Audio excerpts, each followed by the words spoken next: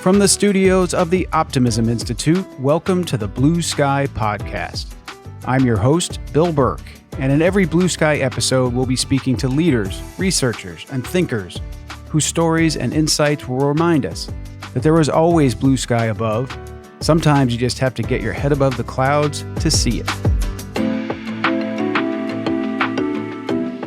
Over the past several years, few sectors of our society have garnered more attention or generated more controversy than law enforcement and public safety. My guest today, Virginia Gleason, has spent more than 30 years working in these fields as a non-sworn officer, a trainer, and a prosecuting attorney. Her wide range of experiences and positions includes serving as Deputy Director of the Oakland, California Police Department. There, as head of the Bureau of Services, she had responsibility for the department's Communications and Records Division, as well as Personnel, Fiscal Services, Information Technology, and Property and Evidence sections. Earlier, in Seattle, Virginia served as Criminal Justice Policy Advisor for that city's mayor and was the Chief Strategic Advisor to Seattle's Police Department. She's also held senior leadership roles within the King County Sheriff's Office in Washington State and the Port of Seattle Police Department, and was a Senior Deputy Prosecuting Attorney in the King County Prosecuting Attorney's Office.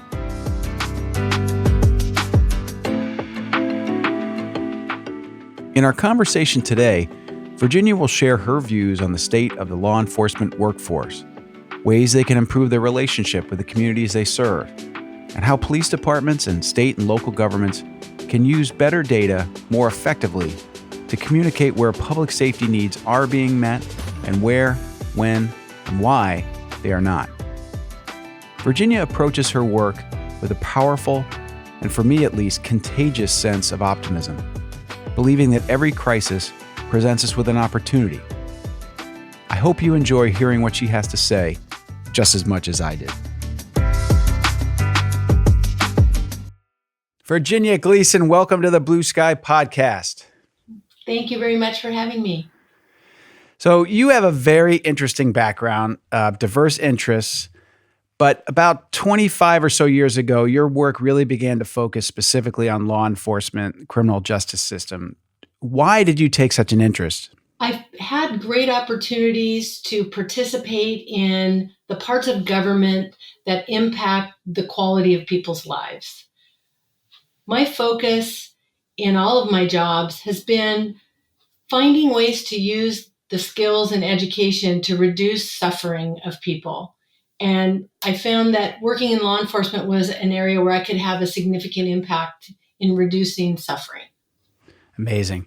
Well, so speaking of suffering, in the last few years, there have been a lot of concerns about policing and, some of the terrible things that have happened on video that have, catalyzed the country to think differently about law enforcement.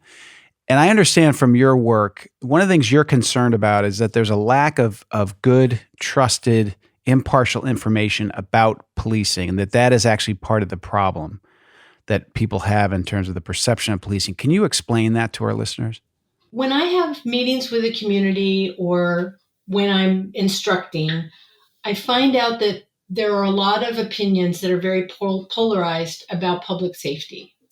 And when you have the opportunity to really spend time with people and find out what they are basing those opinions on, it became apparent to me that a lot of it was based on anecdotes or news headlines, but they didn't really know the facts behind it.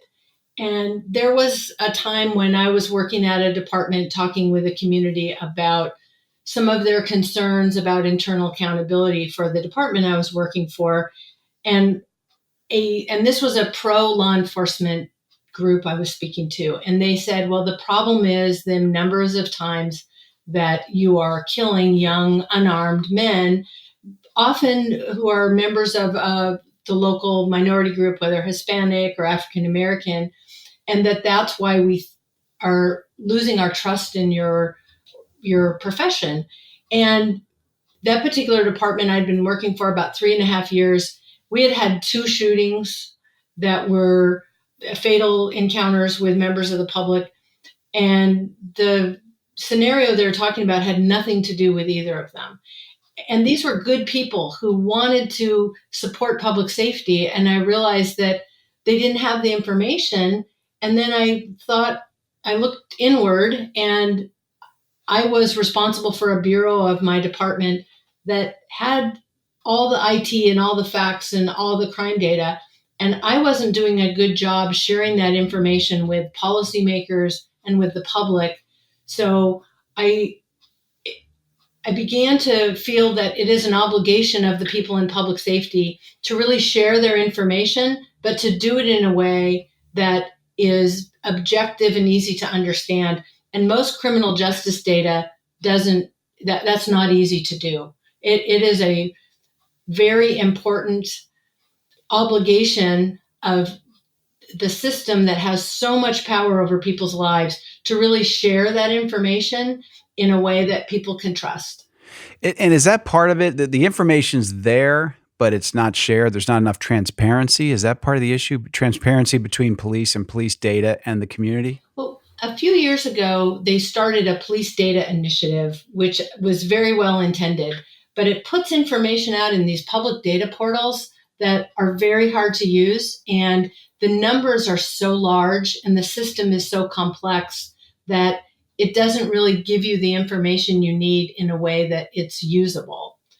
So working with a local tech company in Seattle, and then spending some time looking at police information that was easy to understand, I started focusing on how we can share the information in a way that is understandable.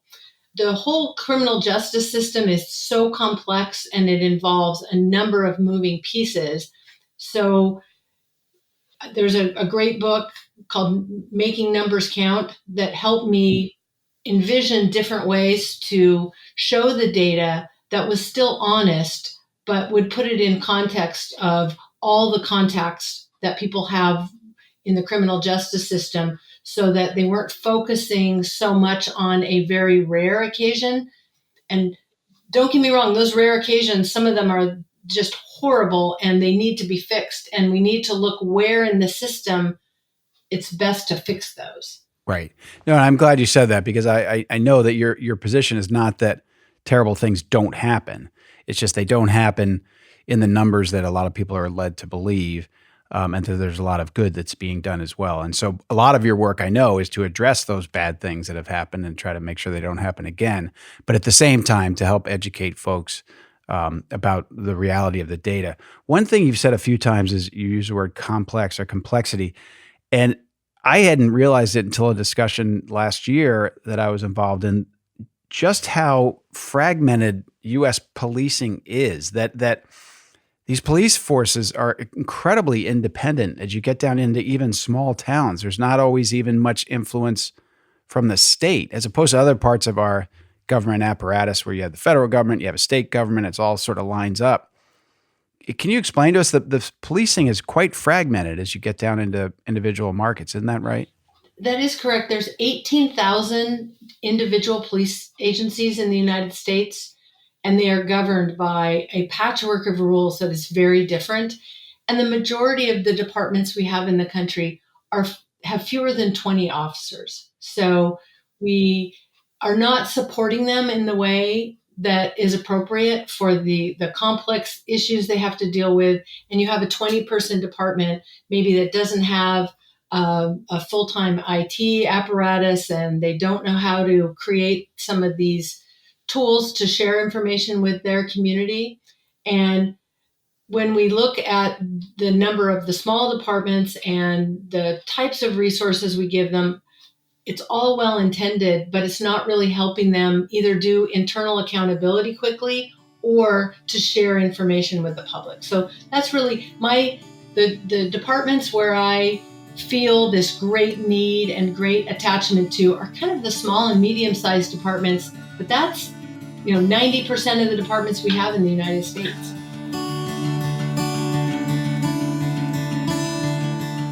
With my very first question, I asked Virginia why she went into law enforcement, and her response really struck me. She didn't say it was to keep our streets safe or put bad people behind bars. Instead, She came to this line of work, she said, to impact the quality of people's lives and reduce suffering.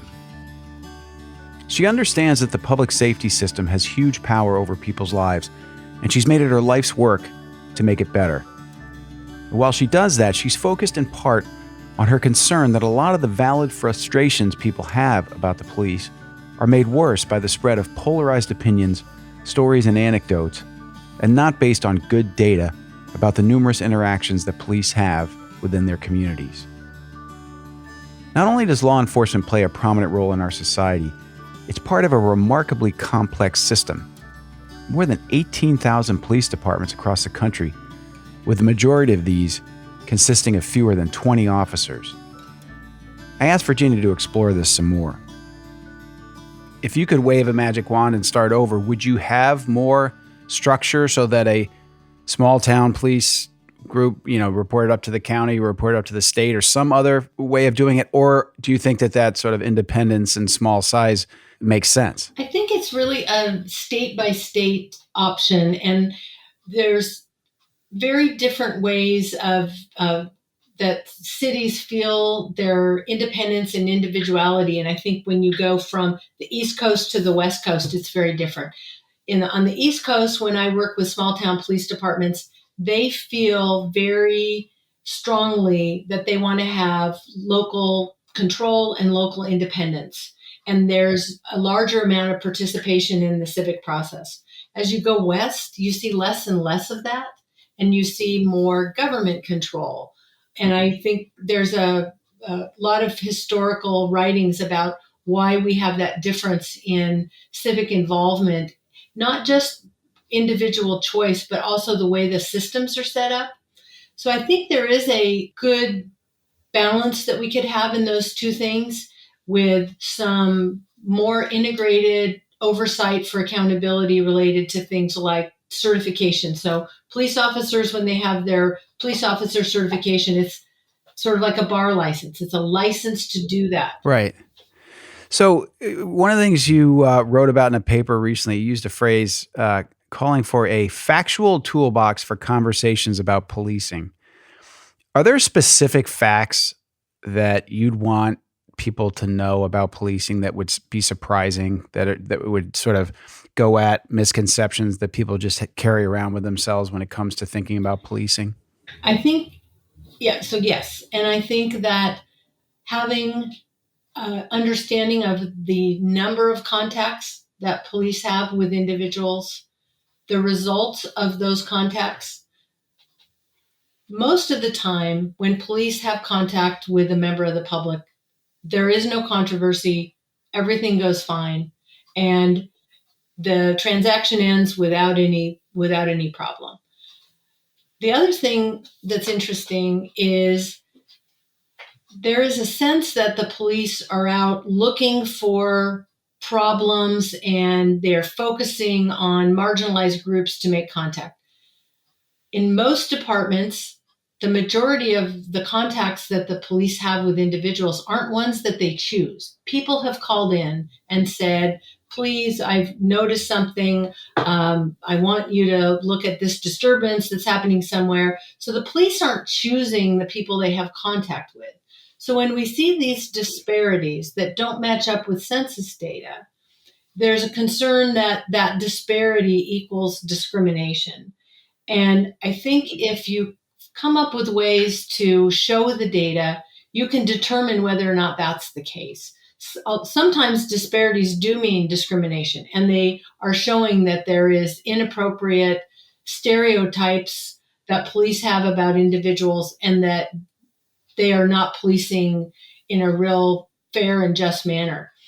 But if you look at whether the police, what we call an on-view contact, or something where the police are being able to choose who they have contact with, and then you compare that to who is calling and asking for them to respond to an area, I think that's helpful. And that takes a little bit of data sorting and collecting the data at the beginning and then being able to explain that later on. So would most police organizations have that data, collect that data, or is that something that you are advocating that people at least start collecting so that they can be shared ultimately? I think it's good to collect data, but then there's this balancing you have to do between responding to the calls and dealing with individuals and then having complicated forms to fill out. And we're just learning some different ways to collect that data. So, again, I think most legislators have very well intended legislation that they're putting out about collecting the data.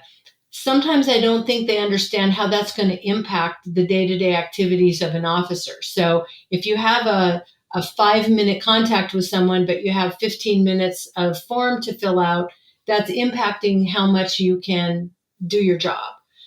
I recently taught a class last week in Colorado where they're talking about some new data collection, and most of my students were from small departments, and that was one of their single biggest issues: is how is this data collection going to impact their ability to serve their community because of the amount of time it will take and the number of additional forms they need to complete. Before this conversation, I hadn't thought about the notion that most of the times that police officers have encounters with the community, it's in response to a call. Virginia explains that this dynamic can cause challenges when studying data about the appropriateness of law enforcement interactions. That said, Virginia is very clear-eyed about the fact that problems do exist in law enforcement and continues to work towards solutions. One of these is the collection and dissemination of data. And while she assumes good intentions when government officials call for more collection of information from police departments, she's also concerned about the time required to produce these materials. These paperwork burdens described here remind me of what you hear from overworked healthcare providers and education professionals as well. Their jobs are demanding enough, and not only is the paperwork time-consuming, it also takes them away from the work they signed up to do, trying to improve people's lives. And now, back to our conversation. You described points of contact, and I think coming out of folks' concerns about policing and the defund police movements and those sorts of things, there have been questions about what calls police should be responsible for answering, what types of calls. And some have said, there are times when it would be more appropriate for a social worker who is unarmed and doesn't come with flashing lights versus a police officer who might heighten the situation and not make it better just by their presence. Do you have a point of view on that? And would you advocate for changing the way we think about how we deploy the police in our communities? Absolutely. And I have never met any law enforcement personnel who are opposed to having additional resources to address these types of calls. And part of the reason is, when you look at the entire system of how people have contact with the police, many of the contacts that police have with individuals are the result of failing social systems that have created situations so that people are having those contacts with the police. And especially as it relates to mental illness and the lack of helpful and meaningful treatment that there is for people who are experiencing mental illness. The same thing with individuals who are experiencing homelessness. Police respond to where they are called and they respond to the situation. I can't think of any group of people who wants more for there to be a solution to the mental illness and homelessness crisis than police, because they inherit all these failed safety nets. The problem has come when it's an either or, sort of a zero-sum game where we can give all these resources to help address homelessness, mental illness, but that's because we're going to take the resources away from the police. And I think when we frame the discussion that way, it creates a very polarized discussion where we need to be providing both of those things.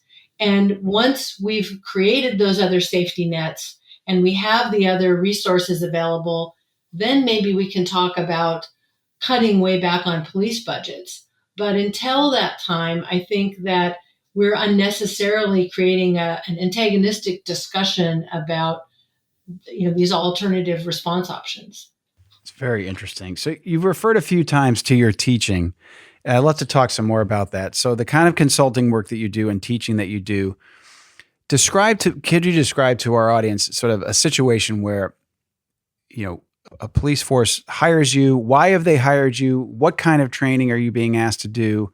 And what have you learned from that training? Because you do it all over the country. I'm sure it's very eye-opening, back to what we said about how decentralized this is and how different forces might be across the country. Could you talk about that?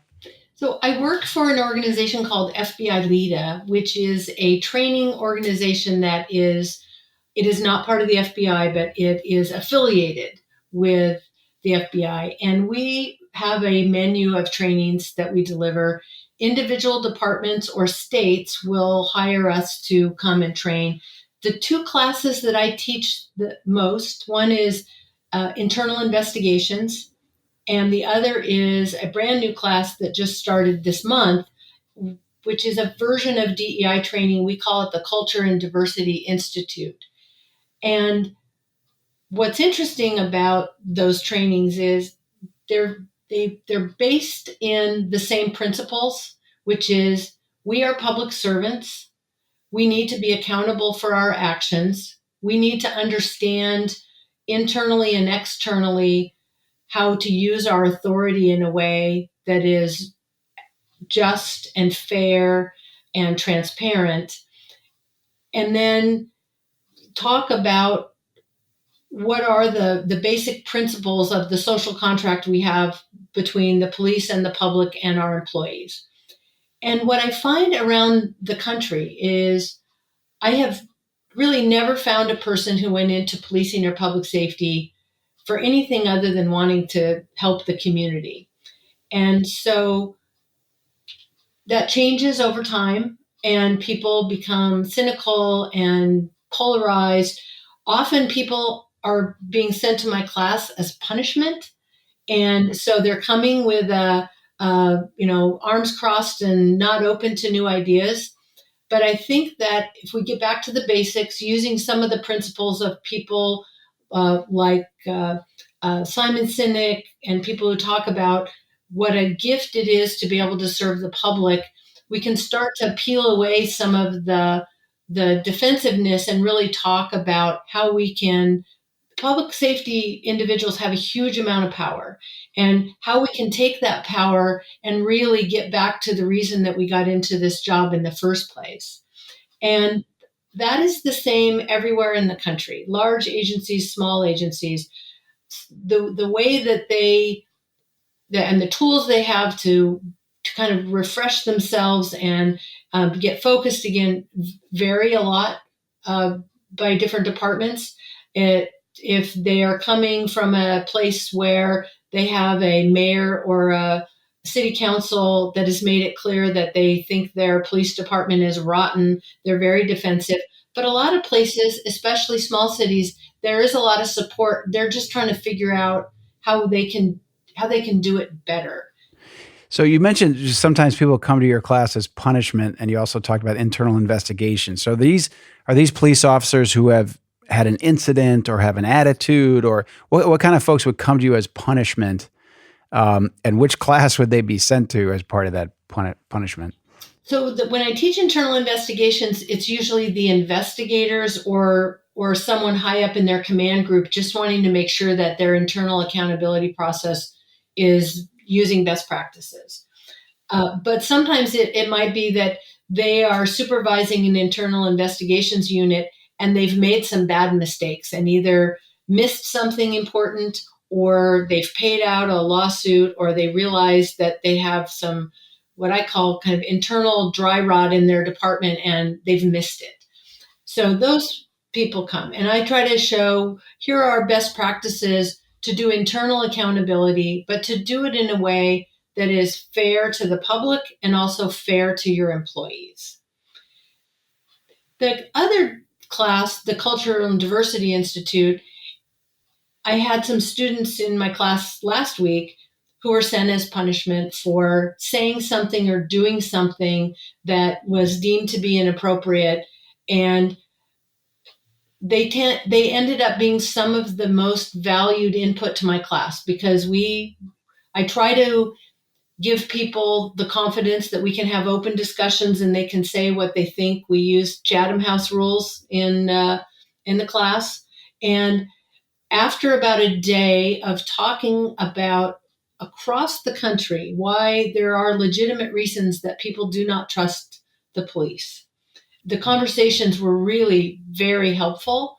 We also talked a little bit about stereotypes and how, when we look at the small slice of the world that people in law enforcement have contact with all the time, how we develop unhealthy stereotypes that do not always help us do the best investigations or make the best decisions, because we don't see the whole breadth of a community. We tend to see the people who are having problems, and it changes us. It's really interesting, and it is sort of an optimistic approach when you think about bringing them back to why they went into this field in the first place.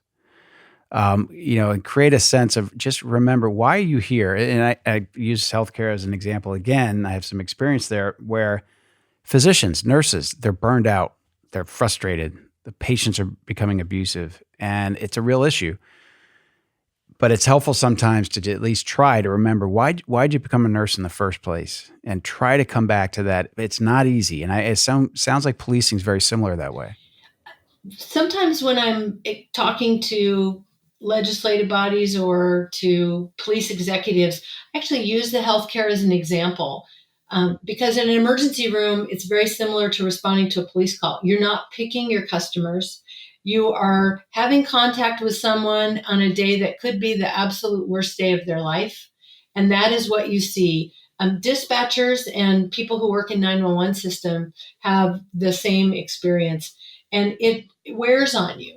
So one of the parts that I've integrated into all of my teaching is to give people a toolbox. So there's some wellness issues to help you stay well and to take care of yourself, so that that can help you see the best in other people. But also, if you are dealing with particular groups of individuals that you're having contact with, how can you maybe learn more about them that will help you understand their needs as well? So we talk about different ways of making contact with people so that you can see them in maybe their best days. This is a great opportunity for communities that have a Muslim population to celebrate Ramadan with members of your community when they break their fast in the evening. When I mentioned that to police officers, they were nervous because they weren't familiar with the culture. And I think what I recommend that go to a iftar and break fast call and be respectful and ask if you can join in.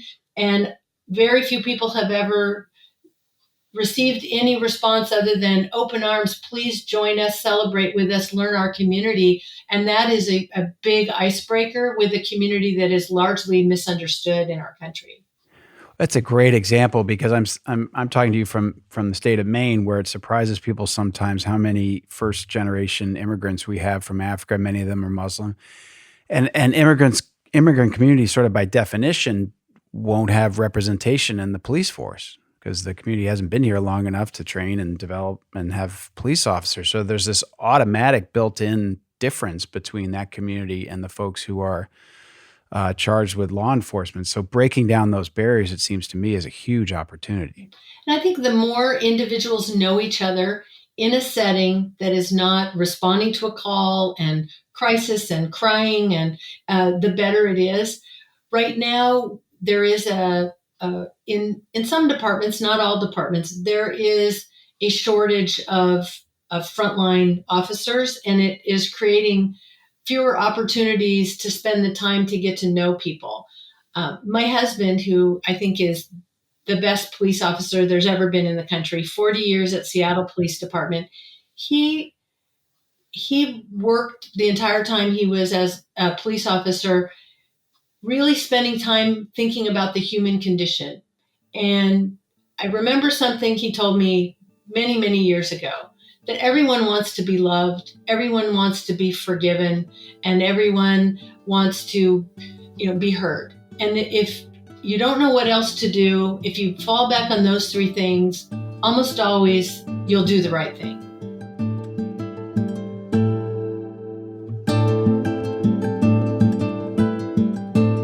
There are so many important subjects to talk about here, so please bear with me. The first is failing social systems, and it's remarkable how often this comes up when you look at some of the challenges we face in this country. On an earlier Blue Sky episode, we spoke about education with Rob Watson, and he described how many of these same issues, homelessness, poverty, mental illness, create significant challenges for our school systems and educators. Likewise, with Dr. Tammy Benton at the Children's Hospital of Philadelphia, she described the huge and too often unmet demand for pediatric mental health specialists. Failed safety nets put intense pressure on so many service organizations. If we're going to make sustainable progress as a society, it seems to me that we need to look upstream at the root causes of these issues, at the same time that we try to improve our responses to them. And I love hearing Virginia talk about her training, encouraging her audience to start with why, as author Simon Sinek would recommend. Public safety officers and their departments have huge power over people, and individuals working in the field should always remember why they joined in the first place: to help people and keep communities safe. Internal investigations are a fascinating field. These are situations fraught with tension and potentially distrust. See the classic Al Pacino film Serpico if you haven't already. When taking these situations on, Virginia adopts an attitude of transparency and openness.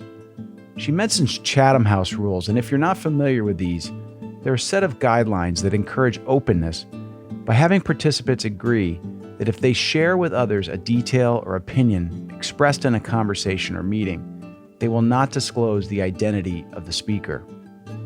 In today's culture, where people are often hesitant to say what's on their mind for fear of retribution, these rules are a great place to start. And I'm a huge fan of assuming good intentions. We're all susceptible to being overly suspicious of others, and seeking out chances to see people at their best is a great thing to do. Understanding culture is huge also, and we know that working with immigrants who are new to this country can be fraught with tension.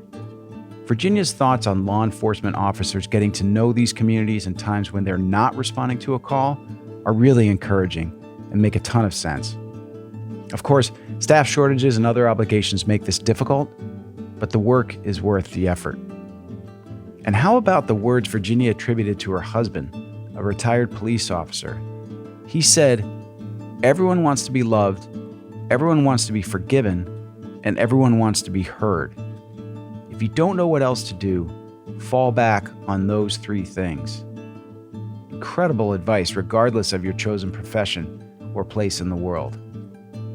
Now, finally, getting back to our conversation, Virginia turns to how she trains law enforcement to respond when situations are more problematic and life-threatening than just a routine visit.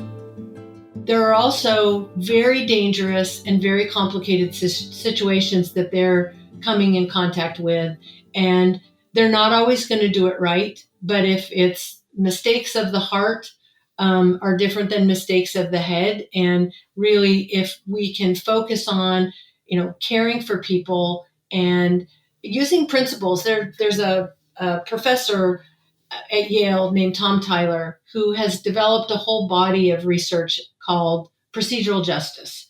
And it's very applicable to law enforcement, where you let people have a voice, you let them tell what their concerns are, whether it's at a traffic stop where they're explaining why they're speeding or their tabs are expired. I think that is the most important, giving people a voice, letting them know that they will be treated fairly based on the facts of their situation, and that the system is trustworthy. Even people who are given tickets after a traffic stop where those things happen, they're more satisfied with that transaction they had than if they're not given the opportunity to explain what has happened. And I think those are just good principles of life. Sure, absolutely. And have you been brought into police departments that have recently had one of these terrible experiences where, something awful happens and it's known around the country, around that area, and you've got police officers who are either in trouble for that, they're being punished. They may be not so great cops that need to be moved out. They may be great cops who need to be rehabilitated. I mean, can you talk about some of the more challenging cases you've had to tackle? Well, one of my neighboring departments here in Washington has 3 officers who are currently, they've been charged with the death of someone who died in custody. And it is very hard on the department. And it's not that they're all rallying around tactics that maybe were not good, but it's how do we recover from this? And a long time ago, about 20 years ago, their police chief killed his wife and then killed himself. And so spending time people with departments and saying, how do we regroup from this? If we do have individuals in our department, how can we go about putting systems together that we can identify those people before something really bad happens? And it's a lot of self-reflection that can be very hard because it often makes you look at your hiring process, your training process, and whether or not people who are moving in influential areas in your department have risk factors that you should be identifying early. And that's where some of the data tools can be really helpful as long as you're implementing them in a way that is fair.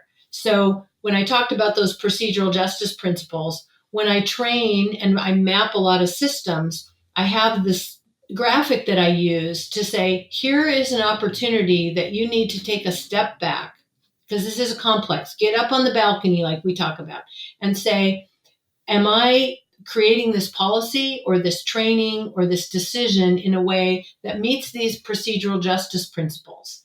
And I think it's something, if you're willing to honestly look at how things got to be the way they are, that you can do a lot of self-correction. And I think showing that graphically is a lot different than just having a chat session, but really showing it in a way that is evidence of a willingness to self-evaluate and self-correct and to go to the public and say, we were making some training mistakes, and now we think that we want to do better in the future to serve you better. Yeah, the data in healthcare suggests that when there's been malpractice, there used to be a lot of hospitals who would, once that happens, everyone goes into their camps and everyone lawyers up and the patient does and the doctor does and everything's quiet. Versus today, more and more hospitals are saying, when we make a mistake, we're going to study it. We're going to talk to the family of the person who was harmed or the person who was harmed.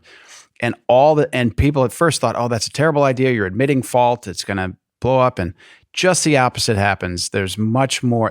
If you do have to settle the case, the cost is less. They just want to be heard. They want to hear you apologize. They want you to acknowledge the mistake and show that you're making steps to correct it from happening again in the future. So it sounds like that's part of what you try to advocate in policing as well.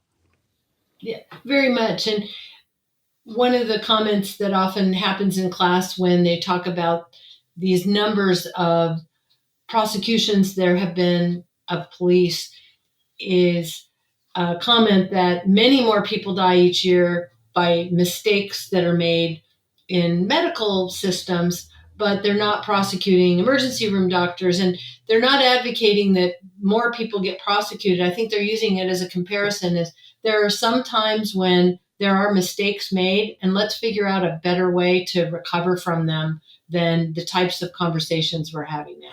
I would think some of the challenge in your work, Virginia, is working with legislators or helping police departments work with legislators, the media, people who have had little or no experience in policing, right? And it's a very, very specialized type of work. I can't imagine being a police officer. I remember in a driver's education class when they were talking about what to do when you get pulled over, and they said something about, keeping your hands visible and all that stuff. And I'll never forget what the person said. They said, oftentimes that police officer might be as nervous as you are because they don't know what they're coming on. And it's always stayed with me because I always think, well, they've got all the power there. So I wonder if you've done work trying to educate folks who legislate, work with, supervise in some cases, police departments to better help them better understand what the life of a police officer is like? We do, and unfortunately now with short staffing, that's harder to do. But I think there are ways that you can help the public understand better. A lot of departments have citizen academies where someone can go through a 6 or 8 week program, a couple nights a week, and they can understand what's involved with the training, what the risks are. Working with legislators is more difficult because the criminal justice system is so complex that it doesn't match up very well with the election cycle or with the budget cycle. And there are people who, I call them conflict entrepreneurs. There are people who they run on the conflict. And if the conflict isn't there, their platform for having their voice heard in the community is gone. So there are legislators who thrive, and people in general who thrive on the controversy. I think that's a small number of people, but they have a very outsized and loud voice. And the media, in my opinion, is really not the problem. I think that we have an obligation to find ways to share objective facts and truths with the media, and we make it too hard, knowing that their news cycle has gone from, I'll get something to you before printing time, so you have till 2 o'clock in the morning, to you have 15 minutes to get this information out.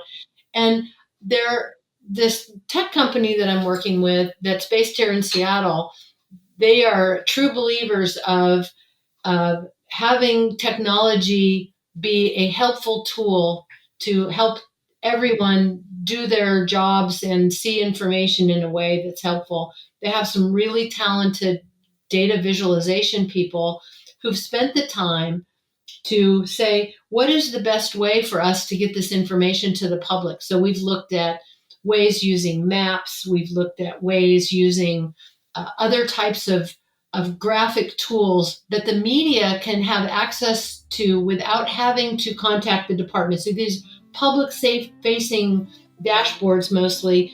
And I think the media most of the time wants to have correct information out there. We just make it really hard for them to get the information.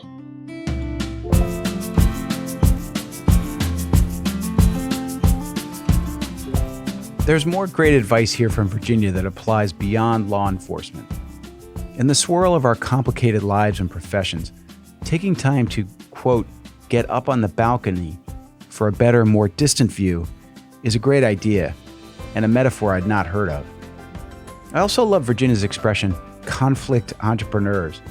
These people seem to be increasingly loud voices in our society, and it's my belief that the best thing we can do with these types is to deny them the oxygen of our attention.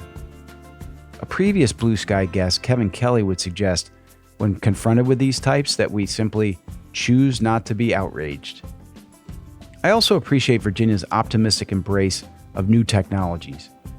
Working in the same field for a long time can make people's opinions rigid and less open to change.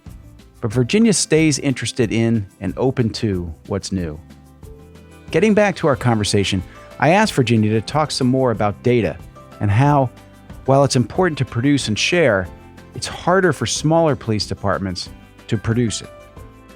NYPD and Chicago PD, they have huge, big IT departments, but remembering that the large number of departments in the country are very small and they don't have sophisticated IT departments. So creating an accelerator or a toolbox that is useful to the very smallest departments and something that can be scaled up is very helpful. And so working with this company, and I keep mentioning them, Slalom, they're a local Seattle company, but they're all across the nation. They have really decided that they want one of the solutions and part of the value that they bring to governments is to bring them ideas that maybe they haven't thought of before, that are easy to implement, and they can start sharing public safety data with internally so people can self-correct as well as externally. So we've got a couple samples that are in the works that are, I think, changing the way the media, the public, and the legislatures have information to use to make these important decisions. It's really interesting. And it sounds like it can also, like you said, be a great internal tool because, as you said, these departments are far from perfect. They've got things they need to work on. And lacking that data for their own assessment is a huge issue, I would think. So this is a big positive all the way around. Yeah. So there's a whole internal accountability process that we call early intervention systems. And the idea is that you want to look to see if someone is having a number of negative things happen, whether it's they're crashing their car or they're getting complaints or they're using force or they're missing work. What can we do to look to see if there's a problem? A lot of times you're going to see all those individual data points and there's no problem at all. So we don't want to automatically say that someone triggers because they have 3 of these and 2 of these and they're a problem. What it is really an opportunity to say, you need to look more closely. That person may need some retraining or they may need a award or a commendation. So you don't want to assume that just because there is this, they're an outlier somewhere, that there's a problem. It is just a supervisory tool that you can use to do more internal analysis. So with all the challenges that face police departments today and all the work that you do, in addition to coming back to reminding yourself that these folks went into this line of work for the right reasons, and now I see you get excited talking about technology. What are some of the other things that make you optimistic as you approach this really challenging work that you do? Because I know you, and I know that you're a very optimistic, can-do, positive person, and you're working in a very tough field. So what are some of the things that keep you so optimistic? I think that we have a lot of people in public safety who are looking at the reduced number of people we have going into law enforcement as an opportunity to expand the kind of people who come into law enforcement and to look at different ways of delivering service. So even though we suffered for a while with this significantly reduced number of people who are applying and staying in law enforcement, I think that there are a lot of really enlightened police leaders and cities who are saying, this is our new reality. Let's figure out how we can, an expression I use is democratize public safety to really broaden the number of people who are going to help make communities safe. And I think that breaks down a lot of barriers between law enforcement personnel and the public when we start expanding the people who get to come into the law enforcement tent. I think that civilianizing a lot of functions of policing not only has a financial benefit, but it also broadens the experiences that there are within departments. And some of the initiatives that are out there to create community-based safety, because ultimately safety is all of our responsibility. When you look at whatever version of the hierarchy of needs, safety is one of the most significant and important needs that everyone has. And how can we broaden the answer to public safety to include everyone, which I think breaks down some of the barriers with the public, is more effective, it's more efficient. So we have this great opportunity right now that I think we should use. And I'm excited about the future of public safety. And sometimes you have to kind of hit a crisis point for people to be open to look at all those new opportunities.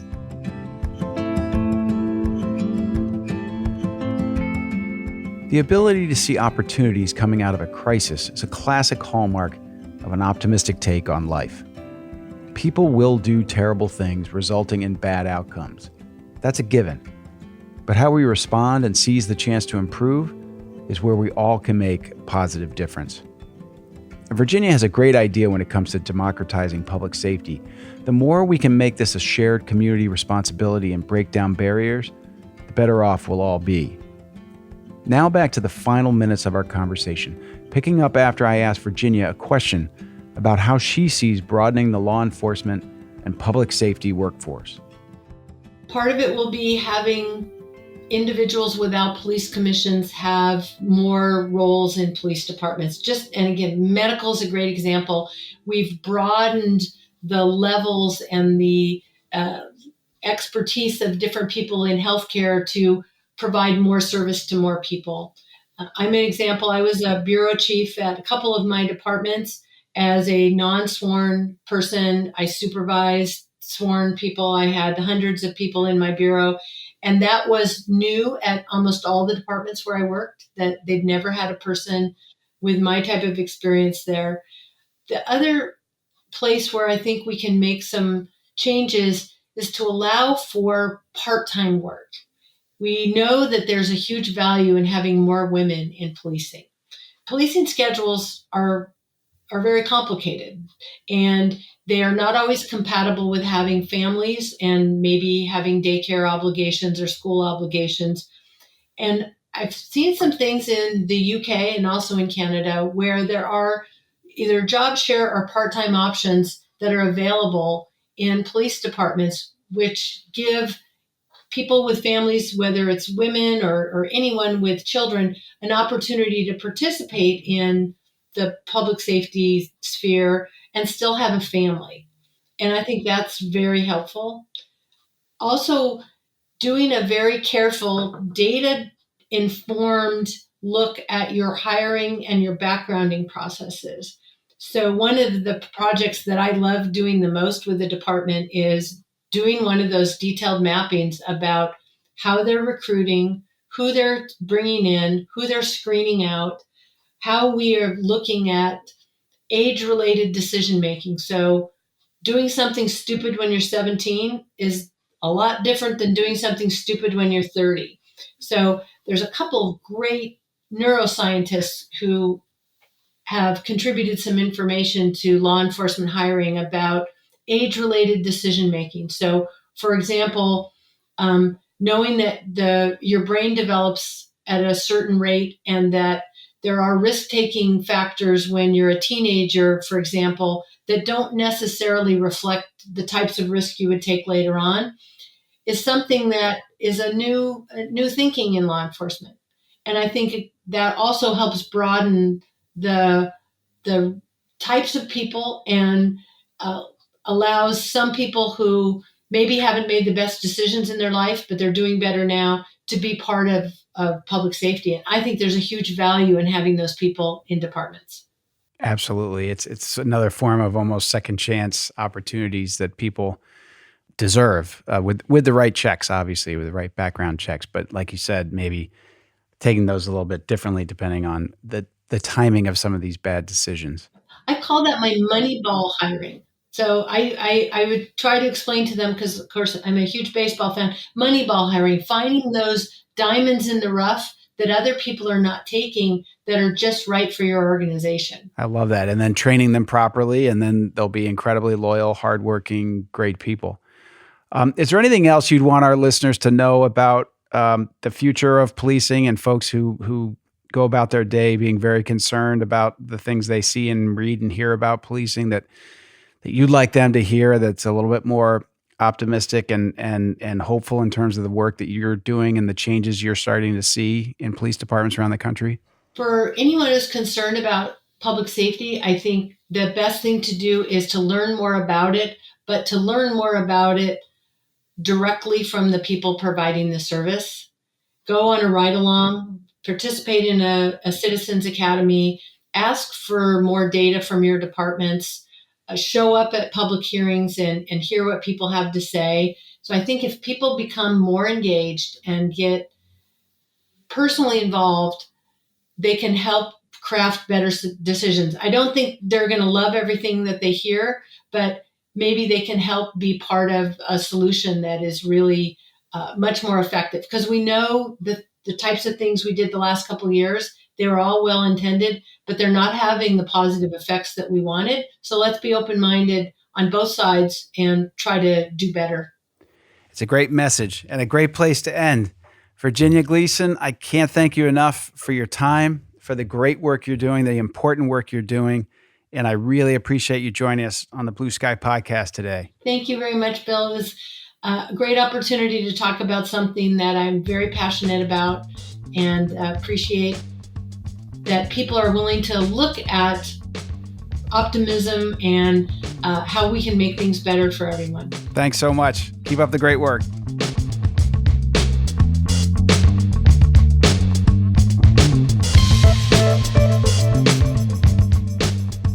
Once again, Virginia offers great ideas here about how to improve the public safety and law enforcement professions. In terms of workforce, making these fields more attractive to women and offering more flexible schedules makes a lot of sense. And for those of us in the broader community, trying to understand our police departments better, even going on ride-alongs, is definitely something worth doing. And another thing I observed about Virginia in our conversation reflects a theme I'm seeing repeatedly from guests on Blue Sky. She, like these others, is an avid reader and constant learner. In today's conversation alone, Virginia made reference to neuroscience, Maslow's hierarchy of needs, Moneyball, Simon Sinek, and more. She doesn't just drive for a deep knowledge of her chosen field, she also tries to absorb from other disciplines and brings that diverse learning to her remarkable work on making our communities safer. It's a great model for all of us to follow.